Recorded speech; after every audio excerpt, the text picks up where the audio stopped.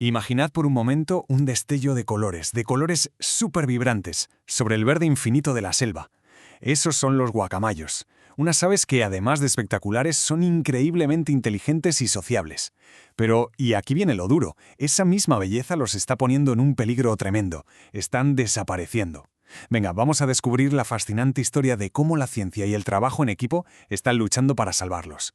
Y para contaros bien esta historia, para que veáis que no nos inventamos nada, nos vamos a basar en la investigación de Richard Primack, que fue quien documentó con todo detalle este esfuerzo tan extraordinario.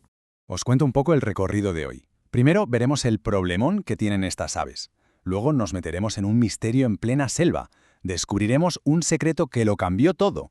Analizaremos el plan que montaron para salvarlos y al final veremos la gran lección que nos deja todo esto. Empezamos por el principio. Y es que, qué ironía, ¿no? La gran paradoja de estas aves es que ser tan espectaculares es, en parte, su propia condena. Miradlos, es que no son solo un espectáculo de colores. Estamos hablando de bichos súper inteligentes, con unas vidas sociales muy complejas. El problema es que, claro, esa admiración que nos provocan, esa popularidad como mascotas, pues ha llevado a la mayoría de sus especies a estar literalmente al borde del abismo. Y para que nos hagamos una idea de la magnitud del problema, fijaos en este número, 9. ¿9 qué? Pues de las 16 especies de guacamayo que hay en los bosques tropicales de Sudamérica, 9 están en peligro de extinción. O sea, más de la mitad. La situación es, vamos, crítica. Y la pregunta es, ¿por qué? ¿Qué les está pasando? Pues, por desgracia, es la historia de siempre. Por un lado, la destrucción de su casa, de su hábitat, por la minería, la agricultura. Por otro, el terrible comercio ilegal para venderlos como mascotas. Y por si fuera poco, la caza. Un cóctel de amenazas que está acabando con ellos a una velocidad de vértigo. Vale, el panorama es bastante negro. Pero para poder salvar a un animal, primero hay que entenderlo a fondo. Y aquí es donde la historia se pone interesante, porque se convierte casi en un misterio científico en mitad de la selva. Imaginaos la escena. Estamos en 1984. Unos científicos de la Wildlife Conservation Society están en Perú y ven algo que les deja alucinados. Cientos de guacamayos de todo tipo juntándose en unas paredes de roca para comer arcilla. Sí, como lo oís, arcilla. ¿Pero por qué hacían eso? No tenía ningún sentido. Era un enigma total. Pues bien, la respuesta a esa pregunta resultó ser la clave de todo. El descubrimiento que iba a cambiar para siempre la forma de proteger a estas aves.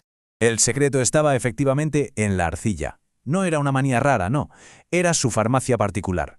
Veréis, los guacamayos comen muchas semillas y frutos que, para protegerse, tienen toxinas. Y la arcilla es como un antídoto natural. Neutraliza esos venenos y les permite comer un montón de cosas que de otra forma no podrían. Así que esas paredes de arcilla, que allí llaman colpas, son, literalmente, vitales para su supervivencia. Y claro, una vez que entiendes esto, una vez que sabes lo importante que es la arcilla, todo cambia. Ese descubrimiento fue la llave para pasar de la observación a la acción, para crear un plan de supervivencia de verdad. Los científicos se dieron cuenta enseguida de que esto no iba de poner una valla y ya está. No. La solución tenía que ser mucho más completa. Tenía que atacar el problema desde todos los frentes. La biología de los pájaros, sí, pero también la economía de la gente que vive allí y, por supuesto, la política de la región. Así que se pusieron manos a la obra con un plan de 4 patas. Primero, lo obvio, proteger las zonas clave, o sea, las collaspas de arcilla y los sitios donde anidan. Segundo, y esto es fundamental, darle a la gente de la zona otras formas de ganarse la vida. Tercero, una idea que me parece brillante, crear nidos artificiales. Y cuarto, echarles una mano directamente con un programa de cría. Y quiero pararme un momento en esto de los nidos, porque es una pasada. A ver, los guacamayos necesitan para criar unos huecos enormes en árboles muy viejos. Y claro, cada vez hay menos, son como pisos de lujo muy escasos. La solución, pues fabricarles apartamentos, nidos artificiales de madera y plástico. Con esto no solo aumentaron el número de casas disponibles, sino que permitieron que las aves pudieran criar incluso en zonas donde ya se habían cortado los árboles grandes. Una genialidad, de verdad. Y aquí viene la otra parte clave, la económica. ¿Cómo consigues que la gente local proteja a los guacamayos? Pues dándoles una razón para hacerlo. Convirtieron a las aves en una fuente de ingresos. El espectáculo de cientos de guacamayos en las coipas es increíble, y eso atrajo al ecoturismo. De repente, un guacamayo vivo valía mucho más que uno cazado, generando empleos y haciendo que la propia comunidad se convirtiera en su mayor protectora. Bueno, y ya para ir terminando, vamos a alejarnos un poco del caso concreto para ver la foto completa para entender la lección universal que nos deja toda esta historia. El propio Richard Primack lo resume de maravilla. Lo que nos viene a decir es algo que parece de cajón, pero que a menudo se nos olvida. La conservación no es solo cosa de biólogos. Si no metes en la ecuación a la gente que vive allí, su economía, la política, si no tienes esa visión de 360 grados, es muy difícil que la cosa funcione a largo plazo. Y la prueba de que esto funciona es que el proyecto no se quedó en Perú. El éxito fue tan rotundo que se ha convertido en un modelo, una especie de manual de instrucciones que ahora se está usando en Bolivia, en Brasil, en Costa Rica, para proteger a otros guacamayos. Demuestra que no fue un golpe de suerte, sino una estrategia eficaz que se puede replicar. Así que la historia de los guacamayos de Perú nos deja con una pregunta muy potente.